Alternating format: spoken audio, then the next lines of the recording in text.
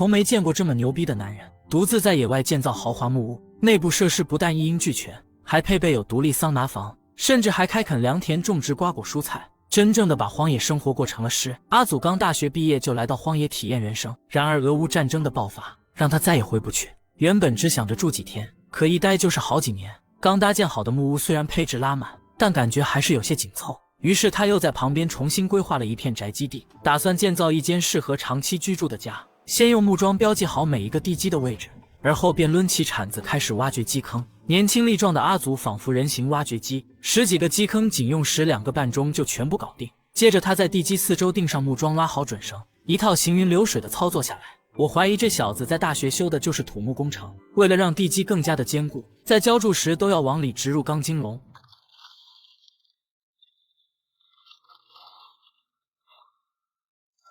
而後再精準的測量，利用对角線的原理，在地基中央插上一根螺桿。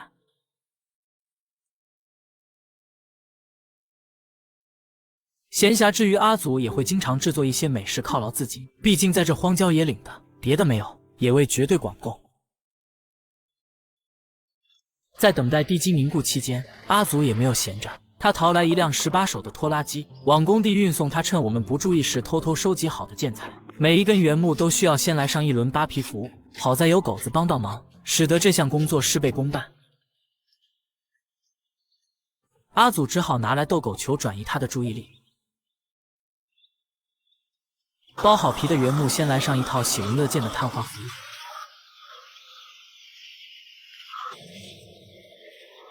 而後再将它們鋸成一節節的木樁。為了讓一房傳3代，地基的防蟲防腐措施就非常的重要。阿祖先往水泥柱上鋪設一層防潮墊，之後再給木樁的切面刷上木膠油，完事後就可以拿来電鑽將木樁的中心打通。安裝上去後就絕对不會跑偏。照我說，還不如直接出去租個房子。想租品質高、沒有中介費的房子，推薦58同城，和房東直接談。嚴謹的阿祖對每一根材料的處理都非常的細心，在他高標準嚴要求以及超強的執行力下，每一根木材的拼接都達到了嚴絲合縫的效果。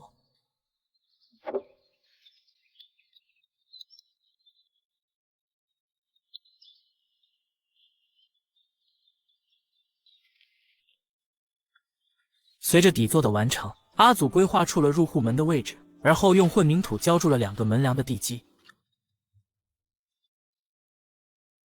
接着阿祖繼續往工地運輸大量的原木。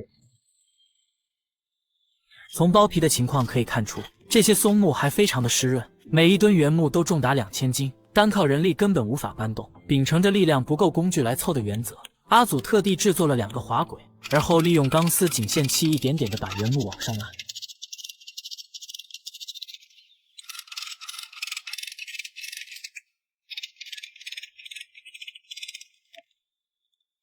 接着他標記出原木的中心線，掏出油鋸將其對半鋸開，架設在底座的2側，作為第一層的牆體。由此可見，阿祖要搭建的是傳統的木克稜房。這種搭建方式對技術的要求比較高，過程也相對繁瑣，但經常看荒野建造的都知道，這種木屋無論是外觀還是舒適度都是最好的。阿祖將原木架上之後，用圓規畫出凹口的標記，接着就交給奔凿斧鋸。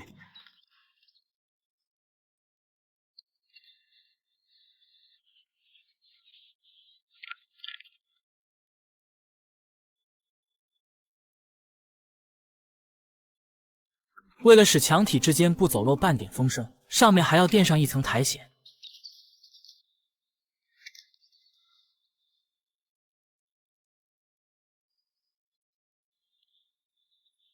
隨着第一層牆體的安裝到位，阿祖隨即鋸出入戶門的凹口，先把門框給支稜上去，在往上搭建牆體時就能與牆體融為一體，順勢還把門廊的底座給搭建好。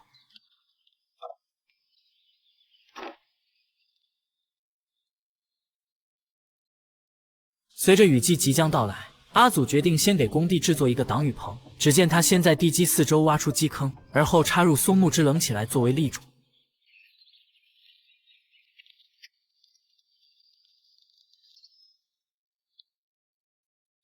接着架上原木制作出屋脊，雖然只是個臨時擋雨棚，但是在用料和做工方面，阿祖是一點也不含糊。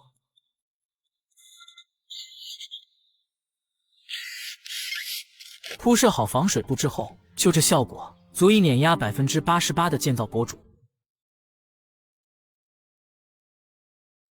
为了更好的儲藏粮食，阿祖決定給新家建造一個地窖，於是便掄起鏟子開始挖掘，很快就在沙地上刨出大坑，一邊向下挖的同時，還要不斷地往外搬運沙土。儘管這裡的土質非常的鬆軟，但沒點腰力還真吃不消。隨着越挖越深，底下開始滲出大量的積水，阿祖不得不提桶往外舀水。地窖最重要的就是要保持乾燥，那麼防水的措施必須做到位。只見阿祖先往底撒一層乾燥的泥沙，目的是吸收掉多餘的水分。接着拉來碎石，先將底部給鋪平，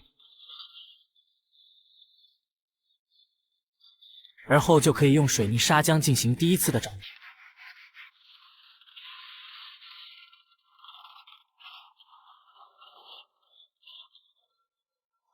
等待水泥乾燥之後，阿祖又拿來噴槍加熱，把防水材料給牢牢粘好。經過2年半的磨練，這小子的建造手法是越來越專業了。然而這還沒完。只見阿祖繼續拿來鋼筋鋪設在上面，接着再澆築一層厚厚的混凝土。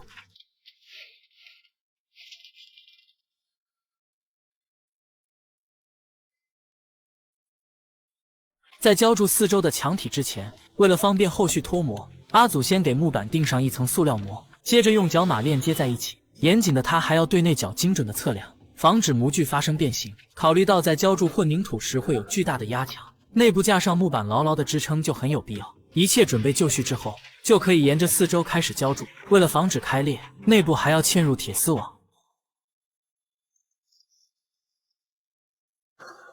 等待數日之後，牆體順利脫模。為了保證頂部足夠的堅固，不僅要鋪滿手指般粗的螺紋鋼，中間還架上一節鐵軌。雖然看起來已經鏽跡斑斑，但作為鋼梁還是顯得有些大材小用。完事後，阿祖繼續拿來混凝土澆築。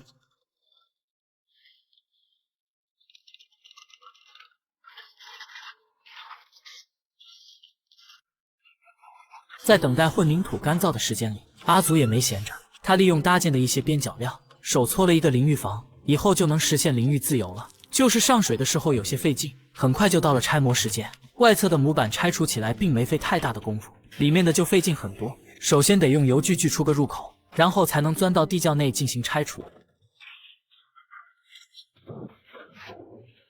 而大塊的模板想要搬運出去，還得先給它們大卸8塊。為了使恆溫地窖長期保持乾燥，阿祖還給四面牆壁刷上石灰水。等待乾燥之後，就會形成一層堅硬的水化蓋石層，能夠有效地防止雨水的滲透，並且還起到了很好的美白效果。接着，阿祖拿來角鋼開始組裝置物架。為了防蟲防腐，木板還要先經過一輪高溫碳化。完事之後，就可以鋸成適合的長度鋪設上去。有了這個恆溫地窖，阿祖種植的瓜果蔬菜以及制作的各種罐頭也終於能好好的儲藏。今天他外出弄了幾隻野兔，先挑選了幾個美腿放入鐵桶中燻製，作為他和狗子今天的口糧。其餘的則剁成大大的小塊，撒上各種靈魂配料醃製入味，然後分裝到玻璃罐中密封好。接着拿來特制的高壓鍋，將罐頭堆碼整齊後，底部架上3味真火槍加熱，煉製749分鐘之後，阿祖秘製兔肉罐頭就製作完成了。從這賣相看來，味道應該不咋地，但是為了防止狗子惦記，他還特地給地窖製作了一個厚實的蓋板。隨着地窖的完工，阿祖繼續開始木屋的牆體搭建工作。他先往門框的兩側釘上一根方木，而後再對原木進行精準的測量，根據方木的大小鑿出相應的凹槽，這樣在搭建牆體時就能將門框牢牢卡住。而為了使牆體更加的牢靠，還要用圓規在上面刻畫出標記線，不僅要在相交處鑿出凹口，還要鋸出凹槽，這樣往上安裝的原木才能不跑偏。由於原木的輪廓各不相同，所以每一根原木都需要進行精準的測量，之後再交由奔凿輔具進行加工。過程雖然非常的繁瑣，但阿祖有的是時間與耐心。而為了使牆體之間密不透風，他還需要經常走進叢林收集苔蘚。不僅如此，每往上搭建一層原木，阿祖都要敲入銷釘進行加固。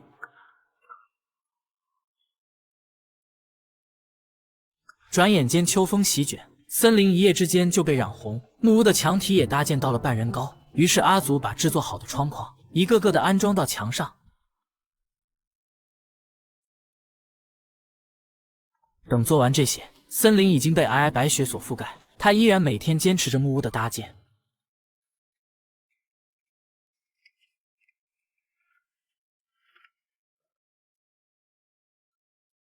隨着牆體達到預定的高度，為了方便屋頂的搭建，阿祖首先要將擋雨棚給拆掉，而框架釘上木板就能制作出腳手架。有了腳手架的輔助，後續的搭建就方便了許多。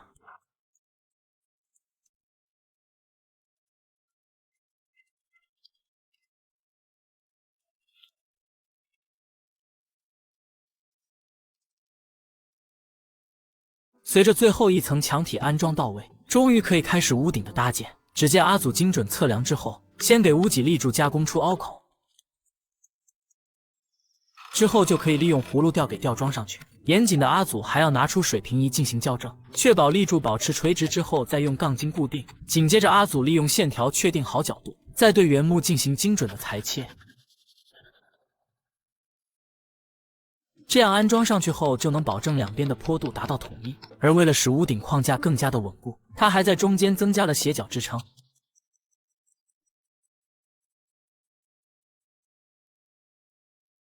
完事之後，就可以將屋脊給架設上去。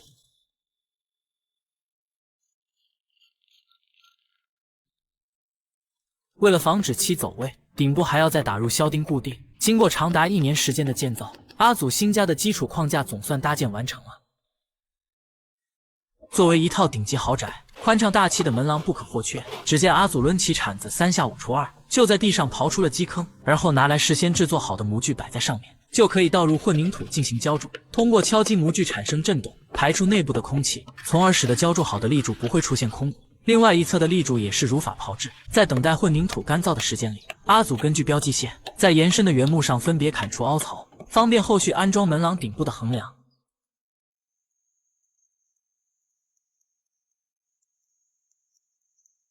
經過幾天的等待，地基已經完全凝固。只見阿祖先精準測量，找到原木的中心點，然後拿來鑽孔工具開始鑽孔，再將可調節的地腳螺栓給安裝上去，就得到了一根高度可調節的門廊立柱。不過在安裝之前，還需要在上方砍出相應的凹槽。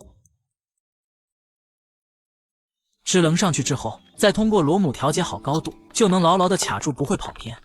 有了立柱做支撐，接下來就可以放心大膽地將橫梁給吊裝上去。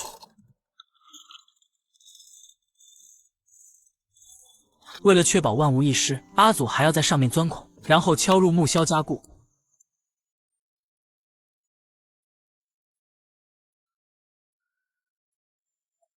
隨着門廊框架的搭建完成，上面還要搭建最後一层的牆體，依然是熟悉的步驟，相同的配方。首先利用圓規畫出標記線，然後就可以沿着標記線砍出凹槽。經過這幾年的野外搭建，阿祖的雙臂充滿了力量，斧子被他舞得虎虎生威，很快就將粗壯的原木給加工完成。倒扣過來之後，剪枝完美契合。山裡的天氣詭譎多變，突然間就下起了瓢泼大雨。但是阿祖並沒有打算停工休息，套上雨衣後繼續完成了另外一側牆體的搭建工作。大雨掃空了夏日的悶熱，野生動物也變得活躍起來。只是阿祖並沒有太多的閒情欣賞，他需要抓緊時間，在雨季到來之前將屋頂給密封完成。首先根據屋頂框架的位置，在原木上鑿出相應的凹槽，完事後就可以借助葫蘆吊，把加工好的檩條給吊裝到位。為了防止其滑落，下面先用木板牢牢抵住，上面再敲入木銷固定好。現在木屋的框架終於搭建完成，阿祖決定整頓大餐好好犒勞自己，把牛肉放在案板上捶成肉餅，撒上靈魂調料醃制2分半鐘，接着就可以起鍋燒油，將牛扒放到平底鍋上煎制。隨着牛肉中自帶的葡萄糖與氨基酸產生美拉德反應，最終呈現出褐色的焦化層。說人話就是煎至外焦裡嫩，香氣四溢，直接饞哭了旁邊的二狗子。吃飽喝足後，阿祖繼續屋頂的搭建。首先用墨斗在牆上彈出標記線，而後鋸出相應的凹槽，這樣密封屋頂的木板就可以直接卡進去。上面再用頂固直接固定在檩條上。由於木板的邊緣並不平整，在安裝時阿祖採用了交錯疊加的方式，這樣就能達到很好的密封效果。剛釘了幾塊木板，天空就下起了雨，阿祖不得不停下搭建工作，拿來擋雨布給罩上，然後躲在下面休息。隨着烏雲散去，阿祖繼續着屋頂的密封工作。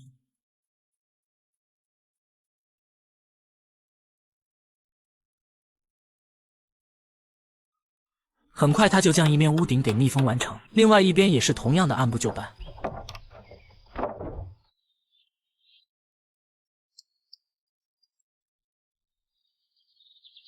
居住在野外，難免會遭受蚊蟲的叮咬。阿祖決定自製一些防蚊藥，只見他收集了一些樺樹皮，將它們剪成小塊，放到鐵鍋中，蓋上蓋子，用鐵絲綁緊，邊緣還要用粘土進行密封。接着再將鐵鍋倒扣在一個鋁製容器上，然後就在上面點燃篝火。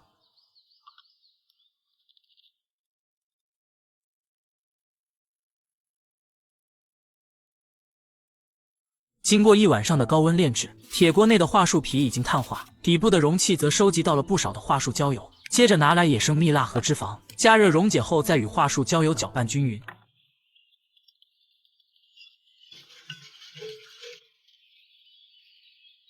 冷卻後就可以倒入玻璃瓶儲存起來，等待其凝固就得到了焦油軟膏。不僅可以防止蚊蟲的叮咬，還可以緩解一些常見的皮膚炎症。為了讓木屋看起來更加的美觀，在安裝屋頂船子之前，阿祖首先根據模具在方木上畫線，然後揮動斧子沿着標記線劈砍，將方木一段加工出美觀的造型。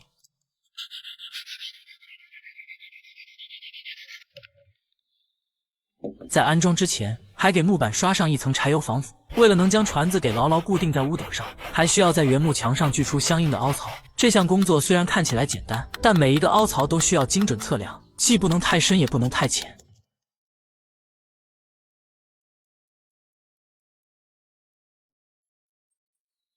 在安裝船子之前，還需要給屋頂先覆蓋一層防水布，這樣可以防止室內的水汽進入到保溫層內。完事後就可以將船子給安裝上去。阿祖先把兩端的木板給固定好，然後就可以拿來繩子拉好準繩，後續的安裝就可以以此為參照，免去了許多測量的步驟。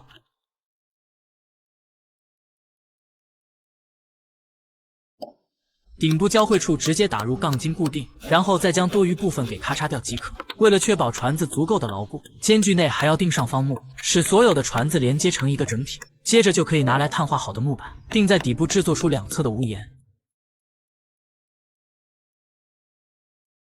由於烏克蘭的冬天異常寒冷，保溫措施也必須要做到位。這種保溫材料的安裝非常簡單，只需裁切好就可以直接嵌入到船子之間。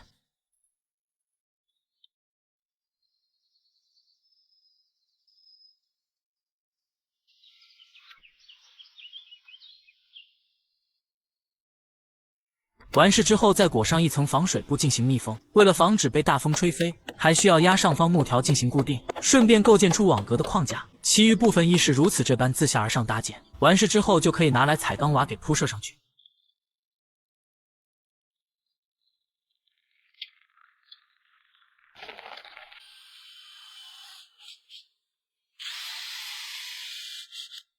经過1年半的努力，阿祖的豪宅終於喜逢金頂。接下來就是室內的裝修工作。